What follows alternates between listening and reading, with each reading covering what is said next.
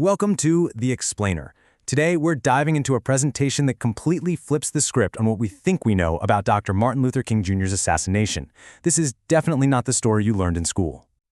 All right, so let's just lay it all out there. On one side, you have the official story, the one we all know, right? Dr. King was tragically killed by a single assassin, James Earl Ray. But on the other side, the source we're looking at today paints a wildly different picture. It claims Ray was just a patsy, a fall guy, set up to take the blame for a massive, deep-seated conspiracy. So how do you even start to dismantle a story that's been accepted for decades? Well, this account starts right at the center of it all, with the man who was convicted of the crime, James Earl Ray. You see, the core argument here is that James Earl Ray wasn't the killer at all. He was what they call an unknowing patsy. Think about it. He was an escaped convict, a known racist. He was, in a way, the perfect person to pin this on. The public would have no trouble believing he did it. And here's the absolute bedrock of this whole alternate theory. Ray went to his grave insisting he was innocent.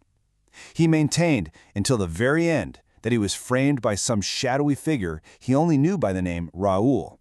And get this, he never changed his story. Okay, so if Ray was just the fall guy, that begs the million-dollar question, right? Who was pulling the strings? And that is the critical question. Well, according to this source, we're not talking about just one person.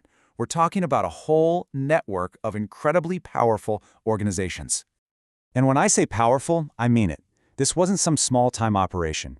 The source points the finger at the FBI, the CIA, elements within the U.S. military, the Memphis Police Department, and even the Mafia. It was a whole tangled web of alleged conspirators. Now, this wasn't something that just happened out of the blue. The source claims this had been in the works for years. It points to an alleged FBI meeting way back in 1963, where the goal was to figure out how to, and I'm quoting here, neutralize King as an effective Negro leader. Neutralize? That's a pretty chilling word, isn't it? So why would all these groups allegedly want him gone? Well, the source lays out a whole cocktail of motives. We're talking about everything from just pure, virulent racism, to protecting big money interests, to war profiteering from Vietnam, which King strongly opposed, and just a raw fear of his massive and growing political influence. Okay, so we've got the who and the why, according to this account. Now, let's get into the how. The source breaks down the assassination into a 5-step plan that sounds like something out of a spy movie. First, you have the surveillance and planning. Then, you remove his security. Next, military teams are supposedly there to observe. Then comes the shot itself and the planting of the weapon. And finally, step 5, the patsy, James Earl Ray, is framed. And this is where things get really suspicious, according to the source. It points to some major red flags on the day of the assassination. For starters, Dr. King's regular police security detail was pulled away. And then there's this. The only 2 black firefighters at the station right across the street were supposedly told not to come into work that day. You take them out of the picture, and you've just removed 2 key witnesses. The source also brings in some pretty explosive witness testimony. It highlights a claim from a witness who said he overheard a mafia-connected guy named Frank Liberto on the phone that very afternoon yelling, "Shoot the son of a bitch when he comes on the balcony." I mean, you can't get much more direct than that. So what happens after the shot rings out? Let's look at how the source claims the plan's objectives were met.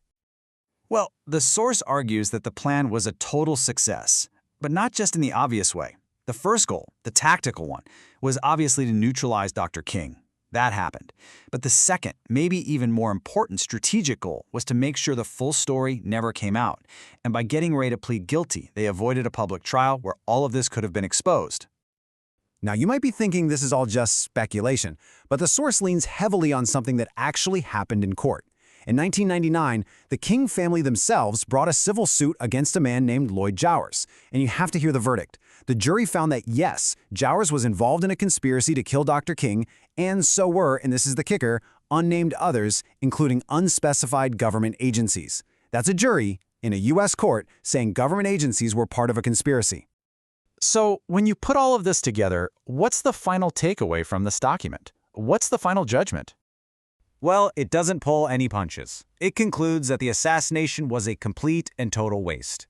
It wasn't about protecting national security, it claims, but was rooted in pure bigotry and racism. It argues that Dr. King, for all the change she was pushing, was never a threat to the country itself. And that brings us to the very end, with a thought that's pretty hard to shake.